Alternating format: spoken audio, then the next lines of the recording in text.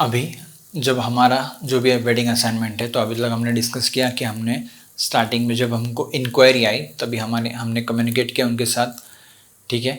उसके बाद उनके रिक्वायरमेंट्स हमको पता चली, उसके बाद हमने उनको कोटेशन दिया, तो उनको एक बजट दिया हुआ है। तो अभी बजट दे दिया उन्होंने, वो कंफर्म कर लिया, ठीक है। अभी जब वेडिंग असाइनमेंट कंफर्म हो जाती है तो उसके बाद हम लोग क्या करें। तो वेडिंग असाइनमेंट जब कंफर्म हो जाती है उसके बाद सबसे पहला पार्ट है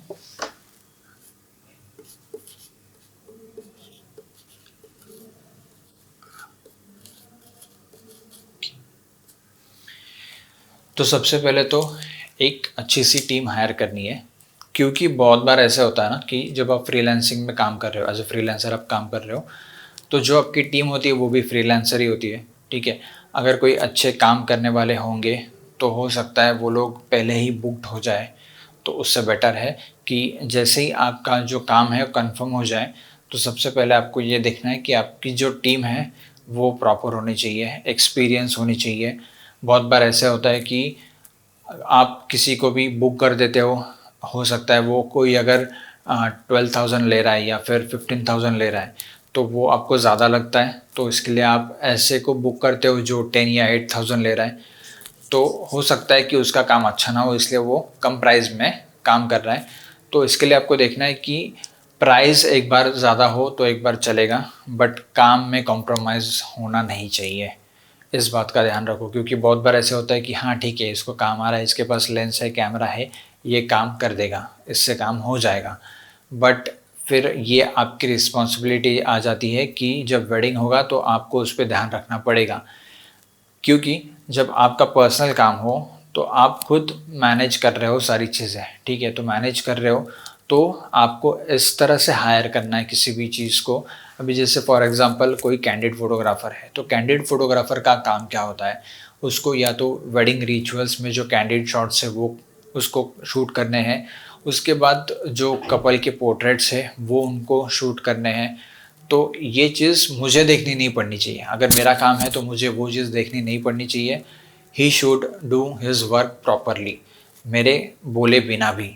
ही मतलब अगर कुछ प्रॉब्लम हो रही है या फिर कुछ उसको चाहिए तो वो मुझे आके बोलना चाहिए कि अरे ये चीज़ अपने को चाहिए, ये फ़ोटोज़ या शॉट्स हमको उसको उससे करवा के लेने हैं, उनसे फैमिली से या फिर कपल से।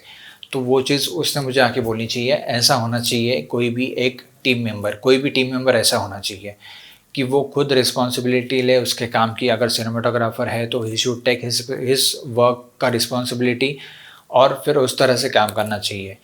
तो जब कोई भी टीम मेंबर अगर एक्सपीरियंस ना होना तो वो हमको उसके ऊपर ध्यान देना पड़ता है, और उसमें हमारा जो एनर्जी है वो ऑलमोस्ट आधी हो जाती है।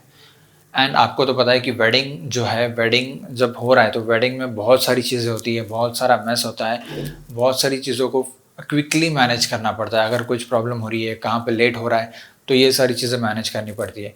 तो जो भी आपके टीम मेंबर्स है वो खुद रिस्पॉन्सिबिलिटी लेके खुद काम करना चाहिए। तो इस तरह से आपको सबसे पहला वही है कि आपको अच्छे से अच्छी टीम हायर करनी है। एक और पॉइंट है अबाउट हायरिंग अ टीम। तो सबसे इम्पोर्टेंट पार्ट ये भी आता है कि जो टीम मेंबर्स है वो किस तरह से बिहेव कर रहे हैं। अगर वो कोई बहुत ही नया बंदा है तो उसको पता नहीं है, तो बहुत ही रैंडमली वो ये करेगा किस तरह से काम, उसका बिहेवियर। क्योंकि हम लोग जब भी वेडिंग कर रहे हैं तो हम किसी की फैमिली के साथ है, तो फैमिली मेम्बर्स है, वहाँ पर बहुत बुज़ुर्ग लोग भी होते हैं, और सारे लोगों के साथ हमको प्रॉपरली बात भी करनी चाहिए और प्रॉपरली रहना भी चाहिए। बट अगर वो किसी भी तरह से कोई, हो सकता है बहुत ही रैंडम टाइप बंदा हो, तो ये सारी चीज़ों को थोड़ा अवॉइड करें। जो प्रोफेशनल है उन्हीं को हायर करें।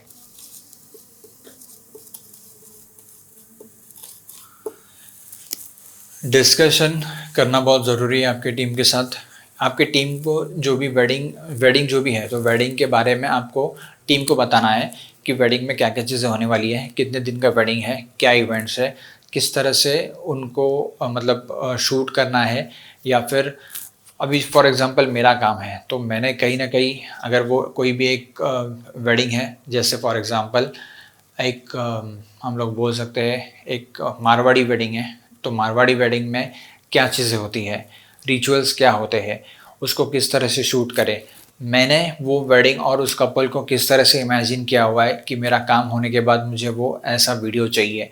तो ये वीडियो का कुछ रेफ़रेंस होगा तो आप उनको रेफ़रेंस पहले बताइए, क्योंकि बहुत बार ऐसा होता है कि आपने वो टीम तो हायर कर ली, ठीक है, टीम प्रोफेशनल है, बट उनको कोई नॉलेज है कि आपको क्या किस तरह से चाहिए, वो अपने अपने हिसाब से काम करेंगे और चले जाएंगे। उसके बाद आप क्या कर सकते हो, कुछ नहीं कर सकते हो।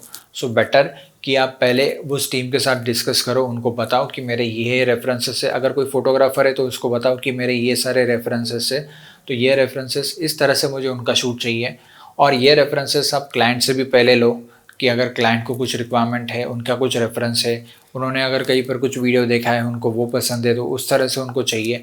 तो आप ये चीज़ें आप क्लाइंट के साथ पहले डिस्कस करो, क्लाइंट से आप ये रिक्वायरमेंट्स लो और यही रिक्वायरमेंट्स आपको आपके टीम को बतानी है। क्योंकि बहुत बार ऐसा होता है कि आपने टीम तो हायर कर ली, बट टीम को वेडिंग स्टार्ट होने तक लग, या फिर वेडिंग के एक दिन पहले आप उनको लोकेशन भेज रहे हो, वेडिंग के एक दिन पहले आप उनको बता रहे हो टाइमिंग। तो ये सारी चीज़ें ना करें, आप उनको पहले जितना जल्द हो सके वो बता दें। तो इसके लिए अभी जनरली नॉर्मली क्या होता है कि आप एक व्हाट्सअप ग्रुप बना लो, व्हाट्सअप ग्रुप में अभी जो भी अपडेट्स है आप उनको डाल दो, वो लोग अपने टाइमिंग के हिसाब से वो लोग देखेंगे। बट एटलीस्ट इतना है कि वो लोग देखेंगे तो सही, मतलब ऐसा नहीं है कि उनको वेडिंग के दिन आके देखना पड़े कि यार ये लोकेशन है, ये कपल है, इनको क्या चाहिए मुझे पता नहीं है, ऐसा नहीं होना चाहिए। तो सारी चीज़ें बहुत ही प्लानिंग से करना बहुत ज़रूरी है। ये वेडिंग है, ये कोई मजाक नहीं है। वेडिंग मतलब ऐसा है कि हम किसी का वेडिंग हम लोग डॉक्यूमेंट कर रहे हैं, तो इसमें कोई भी तरह की मिस्टेक होनी नहीं चाहिए। ट्राई करो अपनी तरफ से कि 100% हम लोग दें, तब जाके कहीं ना कहीं एक छोटी मोटी गलती हो जाती है, दैट इज़ ओके, या फिर कुछ चीज़ें मिस हो जाती है, दैट इज़ ओके। बट ऐसा नहीं होना चाहिए कि आपने कोई प्लानिंग ही नहीं की, आपने कोई मतलब उसके बारे में तैयारी ही नहीं की, ऐसा नहीं होना चाहिए। तो ये आप आपके जो भी टीम मेंबर्स हैं उनको बताओ। अगर ड्रोन शूट भी करना है तो उनको सबसे पहले ये बताओ कि उनका लोकेशन क्या है, उनके गेस्ट कितने आने वाले हैं, किसको कितना कवर करना है, फैमिलीज़ उनको बता के रखो कि कौन कौन सी फैमिलीज़ है। तो ये सारी चीज़ें डिस्कस करो, बहुत इंपॉर्टेंट है, ठीक है। फिर आप अगर ये भी सोच रहे हो कि उसको किस तरह से आपको एडिट करना है, उसका एडिट आपको कैसे चाहिए, फ़ोटोज़ का हो या वीडियोज़ का हो, तो वो भी उनको बता दीजिए, वो भी आप सैम्पल्स उनको दिखा दीजिए, तो उनको समझेगा कि किस तरह से शूट करना है। तो इस तरह से ये कम्युनिकेट करना बहुत ज़रूरी है बिफ़ोर वेडिंग। उसके बाद आता है पार्ट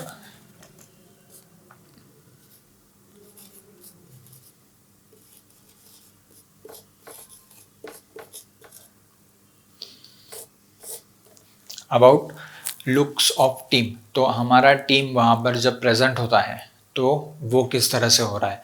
आप जब आपकी टीम होती है तो टीम के लिए एक ड्रेस कोड रखो कि अगर वेडिंग कर रहे हो तो ऑब्वियसली वेडिंग में ट्राई करो कि ट्रेडिशनल वेयर हो, या फिर कोई प्रॉपर कुर्ता हो, या फिर आपके पास अगर कोई जैकेट या ब्लेज़र हो तो वो आप पहन सकते हो।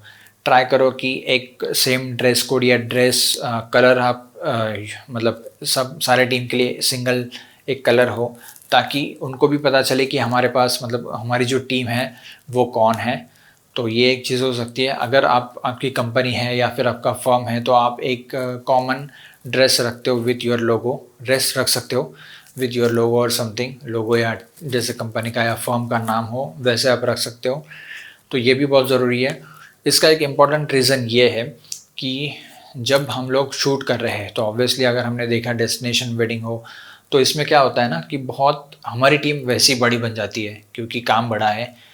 तो उसमें ऐसा होता है कि अगर मैं एज अ सिनेमाटोग्राफर शूट कर रहा हूँ तो मैं कोई शॉट ले रहा हूँ ना, तो उसके बीच में कोई बंदा आ जाता है हमारा ही टीम का। तो जब हमारा ही टीम का कोई बंदा आता है तो अगर वो कैजुअल वेयर में होगा ना तो क्विकली दिख जाएगा कि अरे ये कोई तो अलग बंदा है। तो जैसे फैमिली का मैं शॉट ले रहा हूँ या फिर कोई कपल का शॉट ले रहा हूँ, तो उसके पीछे अगर मेरा टीम का मेंबर आ गया, वो कोई सी कैजुअल या ऐसे टी शर्ट या शर्ट के लुक उसमें है, तो वो दिख के आएगा और वो ख़राब दिखेगा। तो अगर वो शॉट भी अगर अच्छा है तो आप वो यूज़ नहीं कर सकते। अगर वो फ़ोटोज़ भी अच्छा है तो आप वो शायद यूज़ नहीं कर सकते। फ़ोटो फिर भी ठीक है कि फ़ोटो में आजकल एआई की मदद से या फिर वो जनरेटिव फील से वो चीज़ें निकल जाती है, बट आप हर फ़ोटोज़ में वो तो कर नहीं सकते। एक सिंगल फ़ोटो में या कपल फ़ोटो में वो कर सकते हो। तो अगर ये वीडियो में हो रहा है तो वीडियो में वो आप शॉर्ट यूज़ नहीं कर पाओगे। बट अगर यही चीज़ आप सोचो कि अगर कोई हमारा ही टीम मेंबर बीच में आ रहा है, बट वो अगर कुर्ते में है, अगर वो ट्रेडिशनल वेयर में है, तो वो वहाँ पे मिक्सअप हो जाएगा। तो उसकी वजह से ऐसा है कि वो मिक्सअप हो जाता है, तो वो मैं शॉर्ट यूज़ कर सकता हूँ। भले ही वो उसके हाथ हाथ में अगर कैमरा हो, तो वो तो इतना दिखेगा नहीं दूर से, बट वो उसका अटायर तो दिख जाता है। तो इसकी वजह से हम लोग ट्राई करते हैं कि ट्रेडिशनल वेयर पहने, ताकि हम लोग उसमें जो एनवायरनमेंट है उसमें मिक्स हो जाए, और कहीं पर भी अगर आजू-बाजू सामने आ रहे हैं तो फिर वो उतना दिख के ना आए। तो ये चीज़ इम्पोर्टेंट है। और सेकंड चीज़ ऐसा होता है कि हम लोग जैसे वेडिंग्स में हम लोग मतलब साथ में रहेंगे उनके साथ, फैमिली के साथ, तो उनको भी जब हम शूट कर रहे हैं तो उनको भी ऐसा थोड़ा हेजिटेट नहीं होना चाहिए कि यार ये फ़ोटोग्राफ़र को जाके मैं बताऊँ। They should all feel us like a family, और इसकी वजह से हमको ये सारी चीज़ों का ध्यान रखना बहुत ज़्यादा ज़रूरी है। और इसी चीज़ों से हमारा क्लाइंट बेस भी बढ़ता है। जब हम लोग वहाँ पर रहेंगे तो obviously that will be our presentation. तो वो प्रेजेंटेशन के हिसाब से जो ऑडियंस है या फिर जो भी गेस्ट वहाँ पर आए हैं, तो गेस्ट को भी हमारा प्रेजेंटेशन अच्छा दिखेगा ऑब्वियसली। तो हो सकता है वहाँ से भी आपको एक इंक्वायरी मिले, हो सकता है आपको वहाँ से भी काम मिले, वहाँ पर भी लोग पूछ सकते हैं। तो ये सारी चीज़ों का ध्यान रखो। आप अगर आपका असाइनमेंट ले रहे हो तो इट शुड बी प्रॉपर, ये सब आपको प्लान करना है। तो इस तरह से आपको कहीं न कहीं आगे काम बढ़ते जाएगा। और ये वीडियो अगर आपको पसंद आया हो तो आपके दोस्तों के साथ शेयर करो, आपके दोस्तों को बताओ कि ये सारी चीज़ें करना कितना ज़रूरी है। और बहुत सारे लोग, मतलब कन्फर्म मैं बोल सकता हूँ कि ये चीज़ों में उन्होंने प्रॉब्लम्स फेस किए होंगे, प्रॉब्लम्स फेस करते भी होंगे, तो फिर ये चीज़ों का ध्यान रखो, ठीक है। एंड मतलब अगर ये वीडियो आपको पसंद आया हो तो do share with your friends, और इस चैनल को सब्सक्राइब करो ताकि आपको और भी इस तरह से आपको वीडियोस मिलते रहे, और मैं आपको कहीं ना कहीं मेरी तरफ से आपको गाइड करता रहूँ। So thank you so much for watching this video.